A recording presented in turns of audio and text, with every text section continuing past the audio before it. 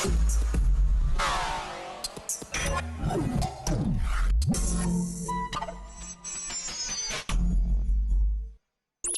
it's Ebro in the morning, and it's me, Laura Stiles, and I have an amazing, amazing woman that I've had the pleasure of having great conversation on the show and behind the scenes. And this time I was like, you know what? Even our one-on-one, I want to have it on the actual show because I need to share with the people because I know a lot of girls who, have all these ideas about furthering their career. And you are such an amazing role model. Mahisha Dellinger is here. Thank you. Yay! Can we get more claps? Thank you. She deserves a lot more claps than that. What is going on? It's so great to see you again. Good to be back. It's always good to be here. So, for everyone who's tuning in right now, let's give a little bit of the background and why we have you here today. Well, I'm here because we launched our first annual Curls Girls Rule the World event. And it's all about empowering the next generation of entrepreneurs and helping girls achieve their goals. A lot of times when young girls of color are born in inner city, disenfranchised, don't have examples of success, how do I beat the odds against generational cycles of poverty? How do I make it? Right. And that's what this is all about, connecting these ladies, young girls, with mentors from every walk of life, every industry that have created success on their own to show them and be with them and bring them up throughout from elementary, middle school, high school, throughout. So we've had this conversation before, but for people who are just tuning into this specific interview, let's go back and let's talk about your background. Sure. How you became so successful. Let's talk about from how you took an idea, a passion project, and now you're killing it. Well, I actually come from a very rough background. So I am talking to young girls that are like me now. But I didn't see examples of success, but I realized that I needed to do something different, and that was get an education. Yeah. And then ultimately, entrepreneurship launched me forward. So I got my education, got a great job in corporate America, faced racism for the first time in that job, realized I don't want this, work hard for someone else, and then have, it be all for naught. And really work and put 60 hours in a week, and I'm really not really going to make it and bust the glass ceiling. What am I going to do instead? I decided to launch a business. What business should I make? What should I launch? And I had a few ideas, and one was hair care because I was newly natural. I had a baby, and I didn't want to put relaxers on my hair anymore. Right. So that's when the thought came, let me see what I can do in this industry because there weren't many products on the market at that time, 2002. Yeah. So the ethnic aisle were grease, Jerry curl, all that. Didn't want any of that. And then the other aisle, we had gels, hairsprays. Again, not for my texture. Yeah, full of alcohol and all these weird a lot of chemicals. drying alcohol. So I decided I'm going to create a line, organic line for women like me that are natural, that want to embrace it and enhance their natural texture. And it was an idea. It was a small concept that I took my little money I had, invested in it, kept my day job so I can still live. Yes. But invested money in a business and started very small. And Curls was initially 100% e-commerce. And then I grew it to salons. And then when I got that call from Target, it changed a lot for me. But Curls is the brand I launched, organic hair care line for women, girls, and babies. And we went from e-commerce to in most major retailers nationwide and internationally. You know what's funny is that when I had you here the first time, I had so many girls come up to me that use your products. They absolutely love it. Awesome. That absolutely love it. And I was like, and I didn't know how popular it was. And it was such a pleasure. But what about your journey from, like it being an idea to getting into Target? Because you made it seem like it was really easy to just to hop in and Target, a company like Target to embrace you. Right. Absolutely not. You know what? A wise man said that startup overnight success can take up to 10 years. Yeah. And that's real. So it wasn't overnight at all by any means. It was already year 7. And that was a lot of grinding. 7 years. Yeah. Yeah, that was year 7. Wow. So it doesn't happen overnight. You have to grind. And back then, we didn't have Facebook, Instagram, any social platforms. So it was to a promote lot it. tougher. Yeah, definitely. It was different. It was definitely going to where the core audience was, sampling, gifting, getting influencers without having social media.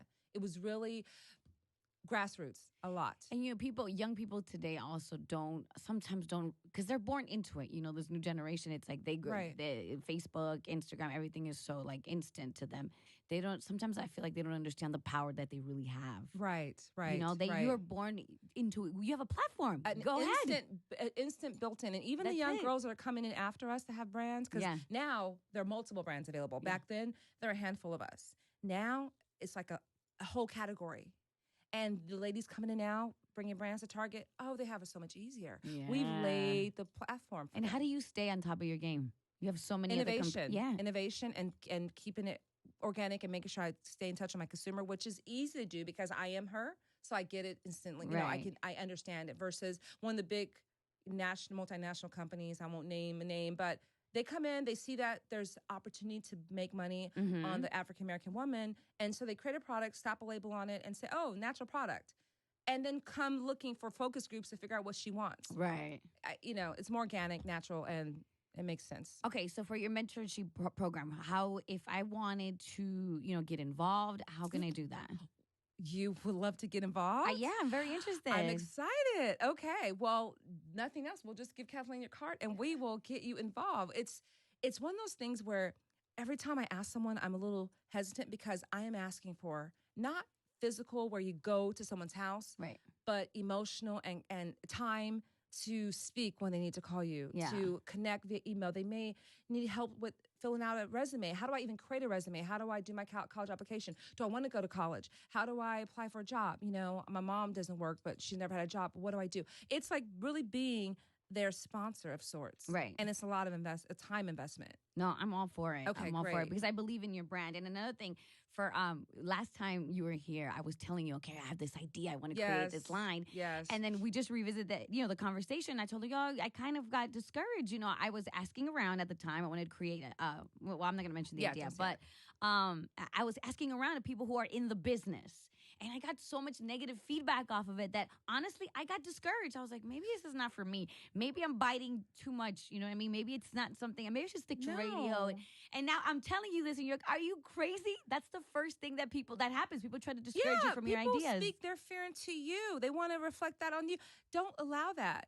If you know you want to pursue something, I'm all for doing your due diligence and make sure that it's going to be profitable and you have an idea and talk to people. But their fear of launching and branching out is their fear. So it shouldn't be yours. Don't let them put that on you. Oof. I remember when I told people I wanted to create a hairline, it was two young ladies that I knew. They said, "Oh, that's so hard to do." I know. Are you sure you want to do that? Yeah, like that's hard. And for a moment, I almost believed it. And I'm like, you start second guessing yourself. And I said, no, I'm not going to believe. Yeah, I did for a moment. I'm like, it might be hard, but I'm going to do it anyway. And I did. I'm like, but they were trying to hold me back because they were fearful. Yeah. And the people in the business, do they own beauty? Like some of them do. The same line? Yes, okay. Some of them do. So that's why I was like, oh man, well, she has experience. Well, whatever they did wrong is their issue. Learn from them. Yeah. Whatever they did, if they have that line similar, and it's not popping off. Yeah. They're okay. They're okay. I respect them. So that's why it was interesting for me because we're friends with them to be like, you sure you want to do that? And then now that I'm talking to you, I believe everyone has their ups and downs like any other business, right? Of course, Right. But I'm more of like, maybe I should have taken the chance. When we talked about it, it's not too late. What do you mean? No, yeah, I should look into it. I am. Absolutely. I'm going to revisit the whole situation. But it's just interesting because when I was looking for positive reinforcement, I got way more doubt. Okay. Wow. Way more doubt. How many of the people, though, actually had a line like that? It was one? One. But then two other were in a similar business. Right. Just in the business and of selling. Yes. Versus actually creating it. Yes. Yeah. So the person that created a line, that's again, if your line isn't doing well, let's learn and see what you didn't do right, and I'll do that better. Yeah. How many times do people approach you about them having dreams of creating their own hair care line? I get approached by people who want to create other brands. Yeah. And how does that make you feel? Because basically care. They're coming to you, but like, I want to create something that's going to compete against your brand. It's interesting. Well, usually it's not always hair, but there are a few celebrities that have been reaching out to have me help. And I'm thinking, why do you want to do anything? You have a mate. Sit down. Yeah. What? I'm working because I had to grind and make something for my life. You either married well or you are a celebrity, singers. I mean, all these different people, different areas, reality stars that I've been dealing with lately that want to create different brands, skincare, hair care, baby. And I don't know, it's interesting, but it's different than my drive and the purpose because it's almost like another item in the portfolio for them. For me, it was more of a passion. Right. Yeah, I get it. So it's kind of a little different. But I'm helping because I've done it. I know how to get through retail. I know how to make that happen and how to market a product, and the creative process of getting it created, the development of it is the funnest part ever. Creating the name and then getting the labels made and the product formulation and sampling it and That's no, really fun. Listen, I remember when you told me that you were doing everything like in your basement, right? When you I had started, like a whole little yeah. assembly line. Yeah, when I started, absolutely. And that was, we were grinding. My husband worked for me. And yeah, that was in our garage. And then we had, after that, we had in our garage. My husband said, because we're in California, so we have a lot of Asians. And we had an amazing set of Vietnamese people. But he said, Mahisha, you have a Vietnamese sweatshop in here. Like, you have to move and get an office. I'm like, you're right. We should probably get an office. Let's go ahead and make it legit. Yeah. Yeah. So, okay. So I'm so excited. Girls rule the world. And can girls go online to check out and get more information about your product? Girls Rule the World. We have a Facebook page, and we connect our mentors that we recruit to the young ladies that benefit. So the ladies that are coming in today, they're getting bussed in. Oh, wow. From that friend community. And they're bringing, they all have different socioeconomic background. They're all disenfranchised, but different levels of issues, right? Right. And we don't know all their personal stories, but they're all ladies that need our help. So they're getting bussed in today. Each one reached out to you individually? No, we worked with one community that they have their organization, and they're bringing their ladies in. Got you. Their ladies. And so next year it'll be a 2-day conference, and we'll have even more ladies. And so we'll branch it out. Absolutely. Absolutely. Because I feel like, to whom much is given, much is required. So after you reach a level of success, what do you do after that? Just continue to bask in your success, or do you help someone who had the same challenges that you had growing up? Absolutely. And then I remember, even me coming up in radio, it was very hard for me to find somebody to give me the time of day just to answer a few questions. So I think it's amazing that you're doing this. Yes, it's just important, I think. Very important. Well, I'm super excited. One more time, what's the Facebook page? Girls Rule the World. Girls Rule the World. I love it. Thank you so much. And I'm so excited. I'm telling you, I want to be a part of this. Okay. We're taking your number. Yes, right now. I'm not going to give it to you on camera. We're holding you to that. No. I would love to be a part of it. I'm excited about it. Giving my pledge. I'm ready to get involved. Awesome.